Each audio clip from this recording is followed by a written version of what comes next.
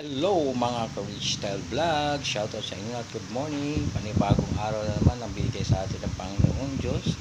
At tayo'y magluluto ng panibagong ulam. Magluto tayo ng paa ng manok na mayroong sutanghon. Ito siya. Yan ang ating lulutuin. At may sutanghon.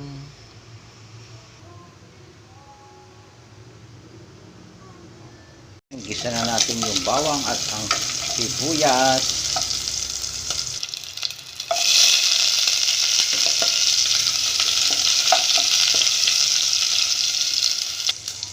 Ang paa ng manok.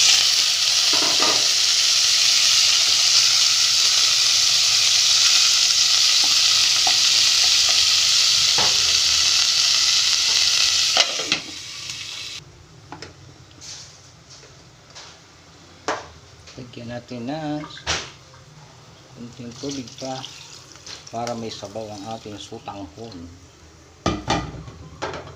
Takpan hanggang sa lumambot. Ay, kulong-kulo na ang ating sabaw. Lapit na siyang lumambot. Yan, malambot na ang ating paa. Lagyan na natin yung carrots para lumambot na siya. Mamaya-maya lalagyan na natin ang sutanghon. Pagkat natin. Oh, ayan, malambot na ang ating paa at ang carrots. Lagyan na natin ang sutanghon. Yan, malinis po yung aking kamay kasi lagi akong naglilinis ng kamay kapag ako'y nagluluto. Yan, pakuluan lang po natin siya at luto na ang ating sutanghon na ulam. Ayan na nga, luto na ang ating sutanghon.